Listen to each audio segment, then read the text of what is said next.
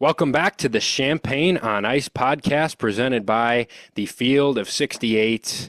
We have a bracket. It is NCAA tournament time. Illinois back in the big dance for the fifth straight year. Well, really four, would have been five had there not been COVID.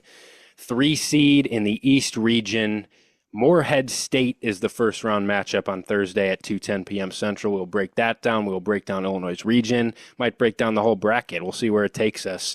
I'm Kyle Tausk, joined as always by my co-host Mike Farmer. Mike, how are we doing here? It is bracket season. How does it feel to be looking at a bracket right now? I truly almost cried. I printed out a bracket, I think at halftime of the championship game. I was my so amped paper up. bracket too. Yeah, right here. I haven't filled it out yet, but for the first time this year, I actually filled it out. Like I got a blank one and filled it out during the selection show, which was pretty fun. But yeah, I'm just so amped up, so electric. Illinois gets the Big Ten title, and then 10 minutes later, you find out where they're playing, who they're playing against. Just so awesome. Best time of the year. I can't wait for it. Yeah, we talked all season, basically, or the last month of the season, every episode about how, well, can Illinois get to a 3 seed, get us to a 3 seed, and Illinois is comfortably a 3 seed. I think, were they the top 3 seed is what I saw, or I think they were. They were the 13th No, they overall. were. No, or the last one. No, yeah, Yeah, you're they're right. last. They're last. I think they were the 12th overall seed. But it felt like they were comfortable after they beat Nebraska. And they get Morehead State in the first round, 14 seed. BYU and Duquesne is the grouping on kind of that other side of the pod there that they would potentially meet in the round of 32. Other teams in the East region of the bracket, UConn, number 1 overall seed. Definitely not the team you probably wanted to see there, but that obviously would be 3 games into the future. Iowa State on Illinois' side of the bracket as the 2 seed. 4 seed is Auburn, Bruce Pearl. Not if Illinois were to meet him in the Elite Eight, I know there'd be a lot of animosity on that one. That'd be kind of fun. 5 seed San Diego State. Some other teams. Washington State's the 7 seed. The 8-9 is Florida Atlantic Northwestern. You got Drake down there as the 10 seed. So interesting region. I know I've already looked at some tweets and some Illini fans talking about how Illinois got screwed again because this region is the best region of all of them. It is. I mean, you look at this bracket, this looks like the most loaded region. I think Illinois specifically, when you look at their matchups, I think they actually have a solid draw here, and we'll get to that in a little bit. But overall thoughts on this East region and kind of how it stacks up for Illinois for you? Obviously, really tough if we're looking Elite Eight wise. UConn potentially, I think they're easily the best team in the tournament. Probably my national title pick. I haven't really looked into this bracket too much yet, but I mean, I don't really know too much about Morehead State in specifics. I know their best player, Minix. I watched their championship game in the Ohio Valley. He's a pretty dominant player. He gets like 20 and 10 a game or something like that. And they have a pretty decent core of guards. Like I really don't know any names, but they got really hot from Jordan three. Lathan, 15 a game for them. He had a heck of a game in Bloomington against Indiana back in November. I remember Oh yeah, watching that's that right. game. He was kind of cooking them. I got a couple other guards too. I know Thelwell, their point guard, made like five Fell, threes in the he got so championship hot. game. That's what I was thinking of. Yeah. But yeah, there's we'll get to Morehead State here in a second because I do definitely want to break that game down because I don't think it's going to be the easiest of games for Illinois. Obviously, one they should win, but just kind of bigger picture wise, you see, I obviously don't want to look too far ahead, and we'll record another episode after Illinois' first round game. But you got BYU and Duquesne as that other game there, where you could see the winner of that one. Just kind of to put that into context, the other 6 seeds in the bracket, you have Clemson in the West region, you have Texas Tech in the South region, and you have South Carolina in the Midwest region. BYU, the highest ranked team on both the net and KenPom among all 4 of those 6 seeds. A team that has beaten Kansas this year, I believe. Did they beat Iowa State this year? I can't remember. I think they what are some of their wins this year? I know they have a couple big time wins, but beat some of the top teams in the Big 12 for sure. They did beat Iowa They State. did beat Iowa State by 15 at home, beat Baylor. and came up a little short against Houston, lost to Texas Tech in the quarterfinals of the Big 12 tournament, but a team that can shoot the heck out of the ball. So that's one where you just got to hope and pray that it's not the night that BYU decides we're making everything tonight, because they shoot the second most threes in the country. But anything to discuss there on that front? Do you think BYU is that much harder than any of these other teams that Illinois could see? You think Duquesne poses any threat? I know they were kind of a bid stealer. What, just kind of aside from the first round matchup, any thoughts there? I would say I would probably rather play South Carolina for sure than BYU. I would not really want to play Texas Tech. Clemson, I don't know. I think PJ Hall would have given us problems. Pretty dominant big man who we don't really have a great matchup for. They've got some decent guards too. So I don't know. I'd probably say this is the second toughest, maybe the toughest six seed. But I don't like Illinois fans like to complain, myself included, about some of the draws in our past tournaments, who we've had to play and win. But at some point, you just got to go out and beat teams. Like, you got to remember, Illinois is the three seed. Like, BYU should be scared of us. We should not be scared of BYU, relatively speaking. But I don't know. Like, I think it's a pretty decent draw. If we look ahead to potentially playing Iowa State or maybe a 7 or 10 seed, I know Iowa State's hot, but I'd be pretty confident going up against Iowa State. I know their defense is really dominant, and they've got a pretty solid offense. Like, it's got them to a 2 seed. It's got to be pretty decent at least. Their defense is really good, but I don't know. I think I've seen some stats about like teams that are unranked in the preseason and they go on to have a great season and they're like a 1 or 2 seed, and they typically don't go that far in the tournament. So I know I'm looking ahead, but like I wouldn't feel too bad about playing Iowa State. But for the rest of the bracket, like UConn, San Diego State, FAU, teams that went to a Final Four last year, that's pretty tough on the top half of the region. I don't know. I'd feel good matching up against some other teams in some other regions, but you got to deal with the draw you get. You got to beat Morehead State first. You got to beat BYU or Duquesne first. As for Duquesne, I would not be too scared if we matched up with them in the round of 32. I'd be laughing. I'd be clapping. They've got a really good guard, Root for Day Grant. Duquesne. If you're an Illinois fan, root as like heck for Duquesne to beat BYU.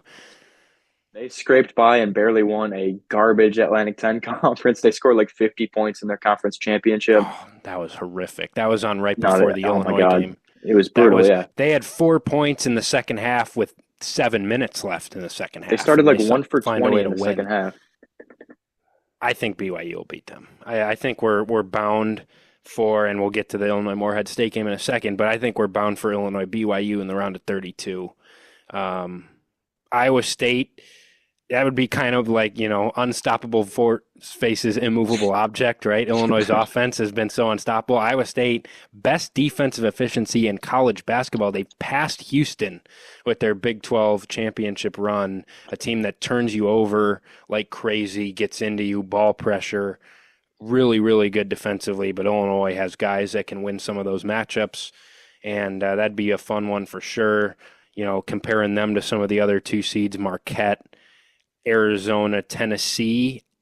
I mean, it's an Iowa State team that I think probably has less talent than all 3 of those other teams, but you could argue has the best resume of all 3 of those teams. So I'd kind of splitting hairs here once you get to kind of the 2 line and some of these teams.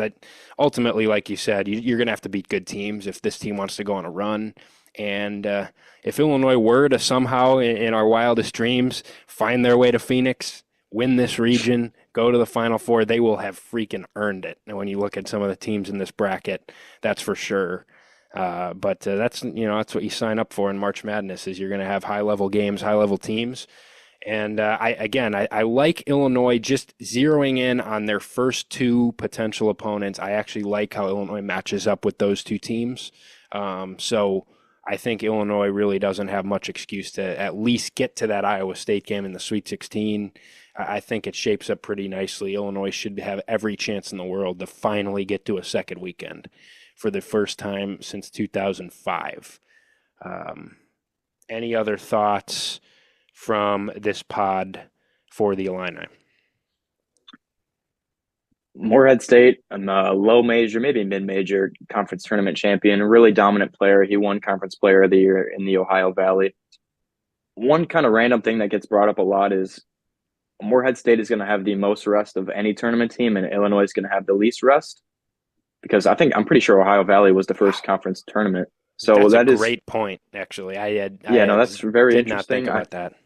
I think the talent disparity should be enough to overcome that. I would really hope.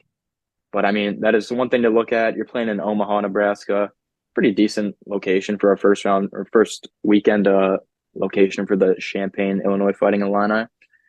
But yeah, I don't know. Like you're the 3 seed, they're the 14. I'm kind of dumbing down. Like I don't really have great analysis on this to be honest, because I haven't watched too much Morehead State. I will be doing that in the next couple days though. But their guards got really hot from three in their conference championship.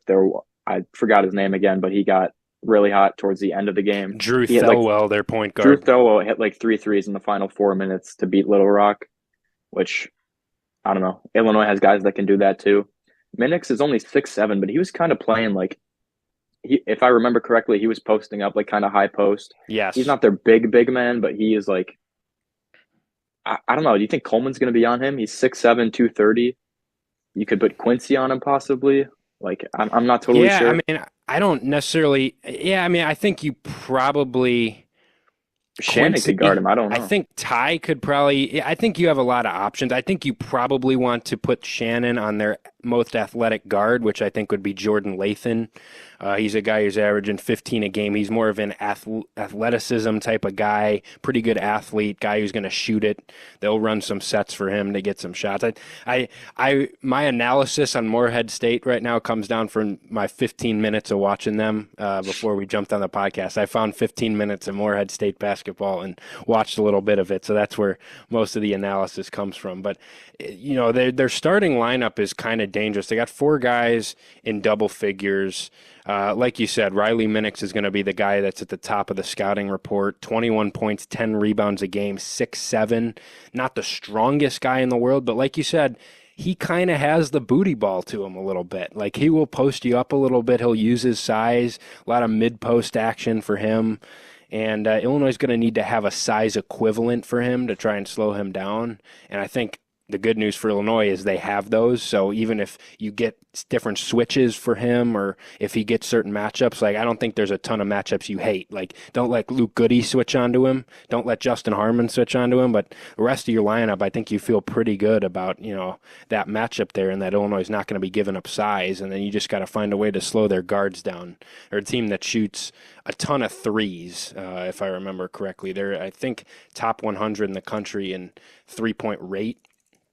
So that's something to monitor as well. I think that meshes pretty well with what Illinois tries to take away. Obviously, Illinois tries to funnel you more into the mid range. 25th nationally in 3-point rate for them, 35% as a team, and that's something for sure. I think Illinois matches up pretty well with. The one thing that gives me a little bit of concern in this matchup is that. Morehead State's biggest issue in some of their losses this year, they're 26-8. In all 8 of their losses, they've turned it over 14 or more times. They're kind of turnover prone. Illinois doesn't turn you over at all, so I think maybe they could get a little comfortable there. Slow playing team that likes to play in the half court. But again, I think in general, you want to try to avoid making this game close because I think Morehead State has the talent, has the ability to kind of give you a scare. I think Illinois, like you said, the rest factor will be interesting to monitor. I think you can kind of make an argument on both sides. Like, do you really want to take 2 weeks off from playing a game after your conference championship? Maybe you come out really rusty. Or maybe it's a benefit in that, yeah, we're well rested. Illinois just had to go win 3 games in 3 days. They played the last game to end on Sunday. I think you could probably spin that either way. Like Illinois has the advantage because they're in a rhythm and they're playing hot, or Morehead State has the advantage. But I think the goal for Illinois needs to be up double digits at the under 8 timeout, under 4 timeout in the second half. Don't let this come down to some March Madness chance. And that's how you avoid an upset. Illinois should try to impose their will. And like you said, the talent disparity is so large in this game, even for as good as Morehead State is within their own mid-major realm, that Illinois needs to make sure that they kind of impose their will in this one. I'm doing like basic, just looking through the roster, looking through statistics and stuff. Minix, their best player, 6'7". They've got 2 6'5" guards, a 6'3" guard, and another 6'7" guard are their top 5 minutes getters. So like actually a decently big mid-major team. Like that's a decent sized guard rotation. And then a 7-footer, Miles, is their kind of their main backup big man. He'll come in for minutes. I'm not sure if he starts because I really haven't looked into this too much. But I don't know. It seems like a mid-major team that could actually kind of match up with Illinois decently well defensively. They're the highest rated 14 seed on Ken Palm, which Illinois fans like to talk about a Oh, lot. Like Illinois got screwed again. I mean, to it's be tough though, honest with because you, like highest rated 14 seed, highest rated six yeah, seed, no, we're two splitting seed that hairs, was like you said. the two seed that was like some bracketologists had them as the last one seed. You got to win the games, but I mean, it now that you kind of dig into it, God, can Illinois get like one break? Like, just give us like one of the seed lines of the worst team. I mean, come on, man.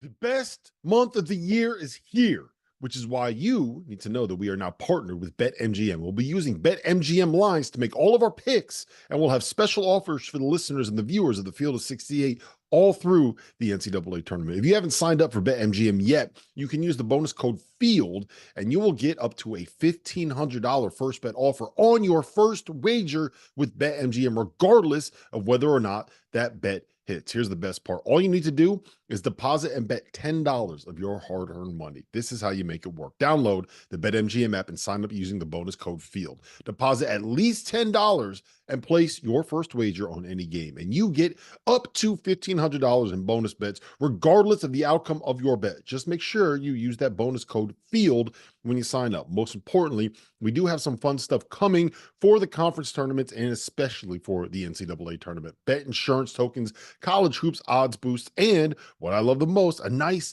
parlay boost for anything you could possibly imagine betting on in the NCAA tournament, from odds and getting an at-large bid to Final Four futures to the highest seed to make to the Sweet 16. I'm calling it right now. BetMGM is the king of the prop bet for your March Madness needs. So go download the BetMGM app, use the code FIELD, and sign up today. And while I've got you, a quick request: the best way to support the Field of 68 and our content you get for free is to engage with us. Rate and review the pod, like and share the YouTube videos, tell your friends about us. It helps in a world where the algorithm is king. And now, back to the show.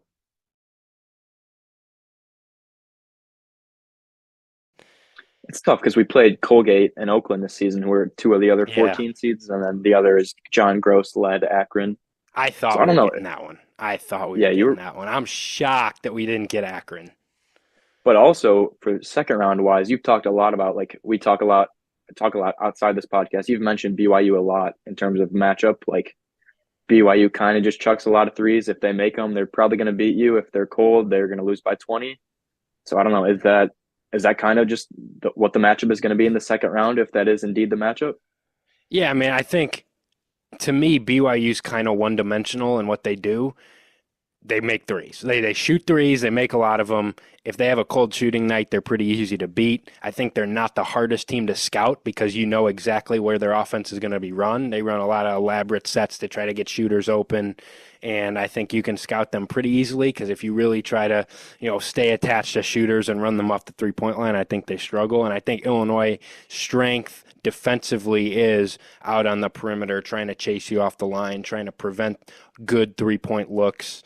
And if BYU gets into a situation where they're pulling up for longer twos or trying to, beat Illinois at their own game in terms of trying to attack the basket, I think Illinois has an advantage there. So I've always liked that matchup, Illinois BYU specifically. But they're, all of a sudden they show up and shoot 14 to 28 from three, and you're heading home because they've done that plenty of times. They against UCF in the Big 12 second round tournament game, they were 14 of 30 from three and ran UCF out of the gym. So that's in their bag. That's the one concern with them. But yeah, I mean, it just complaining about the draw is just like, you just go win the games. You got to beat good teams in March. These are 68 of the best teams in the country.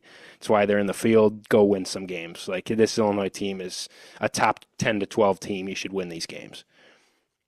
For sure. Like I saw the Dan Hurley interview right after the selection show, and they're basically saying, yeah, you kind of won the national championship last year. We do not care at all who we're playing. Like, we'll go out and beat anybody.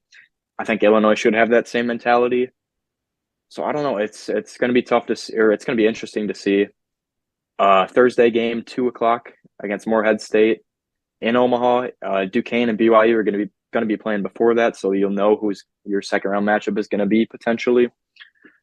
So I don't know. You just got to go out and win. Like I don't have too much more to say. BYU, it's a lot of white guys that pull up and shoot threes. I think Terrence Shannon could I think Terrence Shannon could have another 30 plus point game if we play BYU in the second round. I think Damas could booty ball some of these guys. But I mean, I don't know. It's a week from now. We'll have to wait and see. Yeah, a few more thoughts on Morehead State. I think one thing that I think is going to be a key to this game, especially if you think about a scenario where Illinois comfortably kind of just takes full control of this game and you don't really have to sweat any type of upset bid, Illinois' got to get out and run, because you look at this Morehead State team, they play super slow. They're a half-court team. They're bottom 30 in the country in tempo. They're just a team that likes to get down, play slow, run their sets. They run a lot of sets to try to get shooters open in the half court, but they're comfortable playing a slow-paced half-court game. They're not a good transition defense at all, bottom 100 in the country in transition defense. If Illinois gets out and makes this a shootout, go run with us, keep up with us, see what you can do if Terrence Shannon gets out on the open floor and runs off of missed shots. I think Morehead State's going to be extremely overwhelmed by that, and all of a sudden, you get out and run and you make this a fast game and you go on like a 16-0 run at some point in the first half and just say, yeah, we're not going to worry about this one. This game's not going to be in doubt. That's kind of the pathway for me when I look at this matchup a little bit. Like, Illinois needs to control the pace of this game and say, we dare you to try to run with us. We dare you to try to contain Terrence Shannon in transition. And Morehead State is not going to be too thrilled playing that style of basketball. I think they're going to be very overwhelmed by that and very uncomfortable by that. So that's kind of the pathway I see for Illinois making this a comfortable game, because that's really the hope here. And again, you're never going to apologize for any type of win. I think Morehead State has the ability to make this a tighter game than you'd hope, but it'd be nice to just kind of cruise control this one and focus on that round of 32 game. The luxury of being a 3 seed is that, hey, a lot of these 12 and 13 seeds probably would be sitting here talking like, yeah, this one might come down to the wire.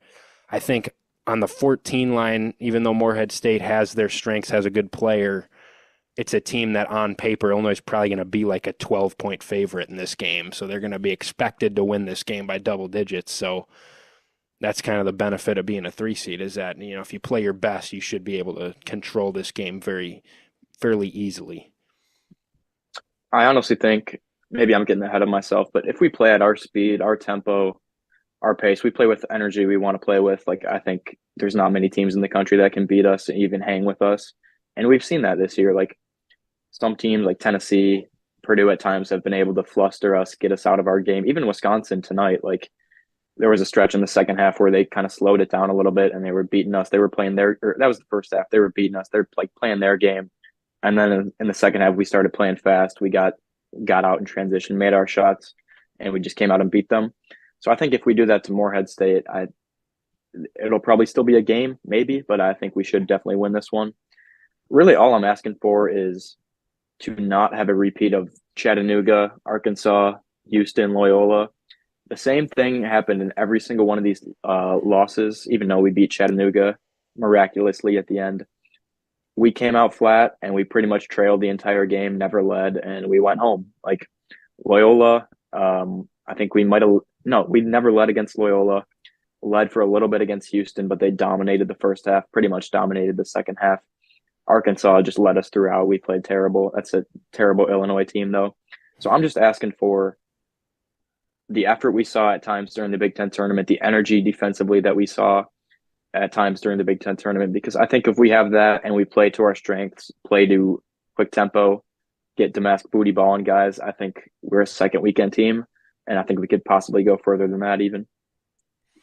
Yeah, you're right. It's also a mentality thing of, like, treat Morehead State like they're UConn. Come into this game and don't sleepwalk through it. Don't show up and say, hey, we're a 3 seed, they're a 14 seed. We can, coast through this game.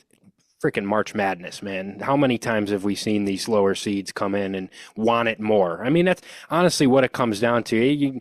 Some team gets red hot shooting. Some team has some mid-major guard that has a big tournament. But you know what a lot of these big upsets come down to is that little mid-major comes in with their backs against the wall and says, no one expects us to win this game, but we may never be back here again. We're Morehead State. We don't get these opportunities every day. We're going to go in there and battle our ass off and want it more than this team across from us who thinks they can show up and because they're Illinois and we're Morehead State, they can just coast to win. That's not the mindset you can bring into this tournament. I think that's been made clear over the years. Last year you had Princeton beat Arizona. You had FDU beat Purdue, of course. Like, you got to show up and treat this game like you're playing Wisconsin for another Big Ten tournament and respect this opponent, because if you come in and coast and you come in and don't take someone seriously, I bet you Morehead State's going to take it seriously. So that's how you could be on upset watch. So it's a mentality thing and an effort thing as well. You'd hate to see the first half against Nebraska level effort, because if that's the case, I think all of a sudden under 4 timeout and we're sweating this one out for Illinois. So that's a very good point as well. Let's go ahead. I don't know. I think there are times during the Big Ten tournament, even this weekend, where Illinois got complacent, like maybe even just came out flat. Like Ohio State kind of came out flat. Nebraska definitely came out flat. And there are times like maybe Illinois goes on a run and takes a lead, and then all of a sudden the defense that got them to this point where they come back, the defense gets relaxed. Like there's less energy, less enthusiasm, less intensity. So I just really like if a team comes out, if BYU comes out and shoots 60% from 3 and they're splashing threes from 35 feet, nothing we can do about it. I can live with that.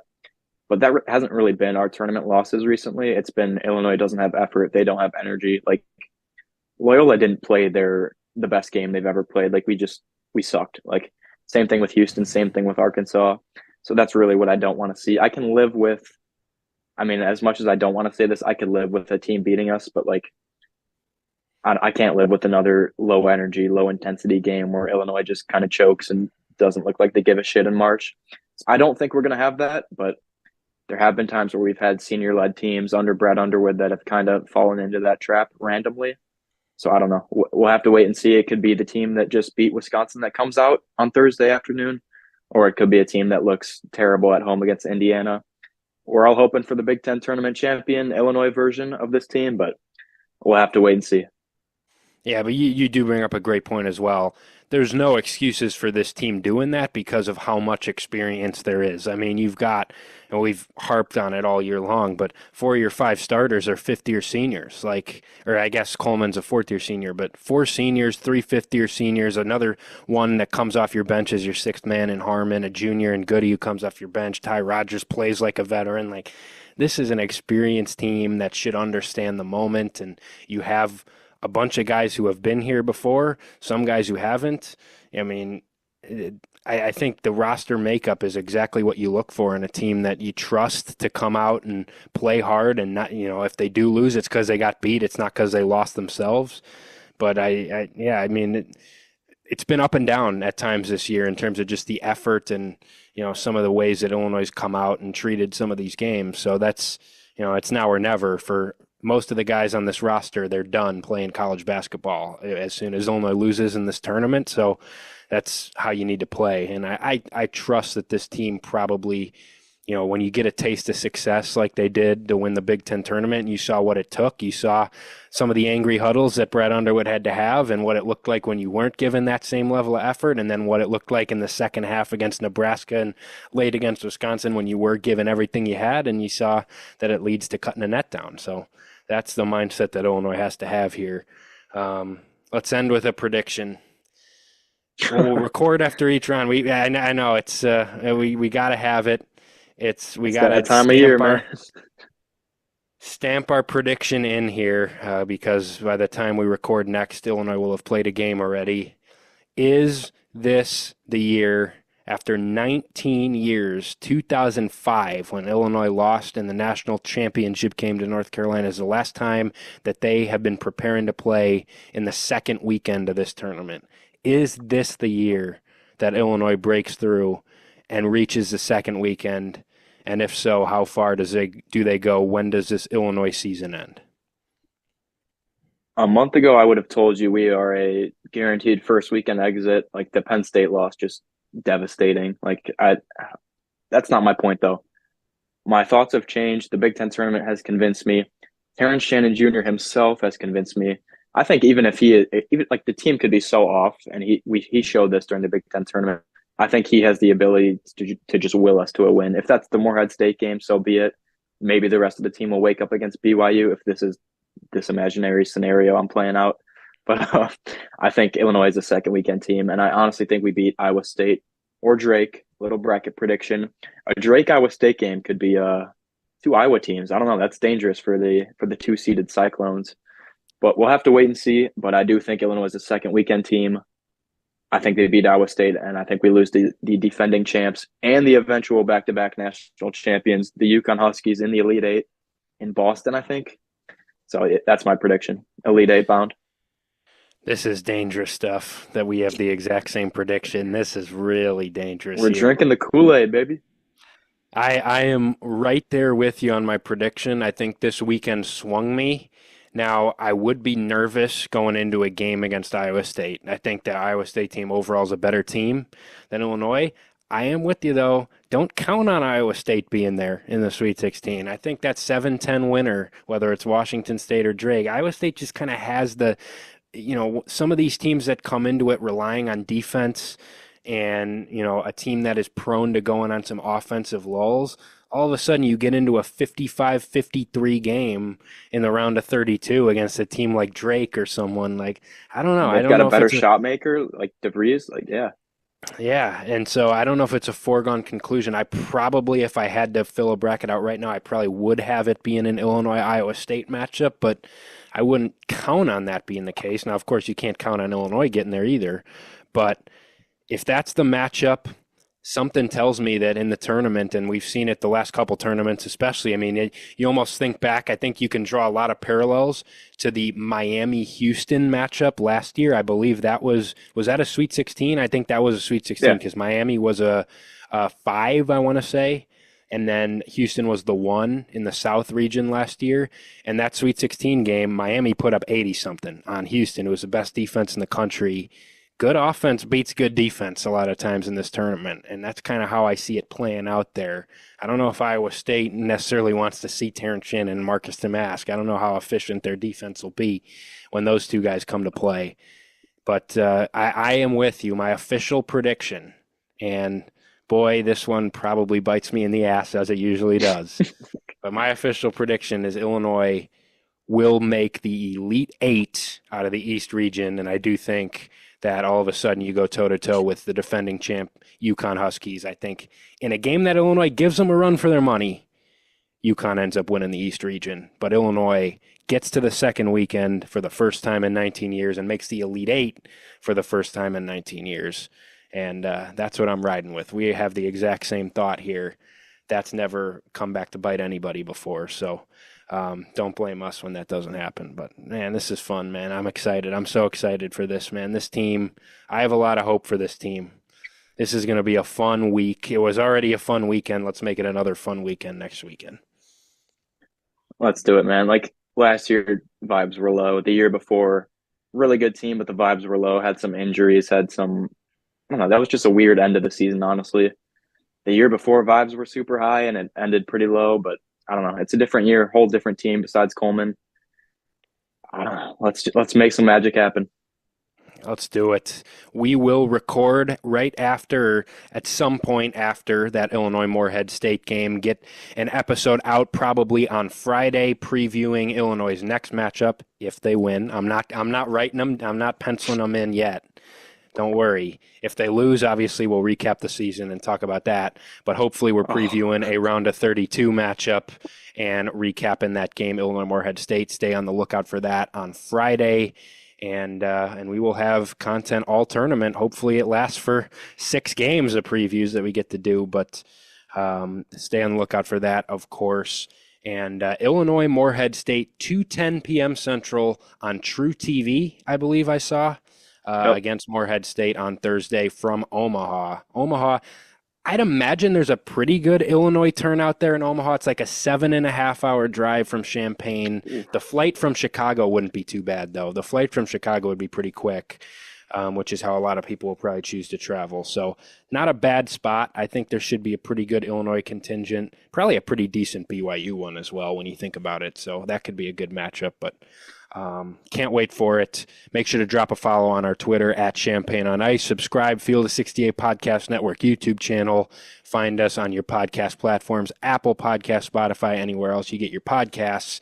And we will be back after Illinois kicks off the 2024 NCAA Tournament against Morehead State. Until then, enjoy it. Enjoy the hoops. Enjoy this Big Ten title that Illinois just won. Soak it in until you can't anymore.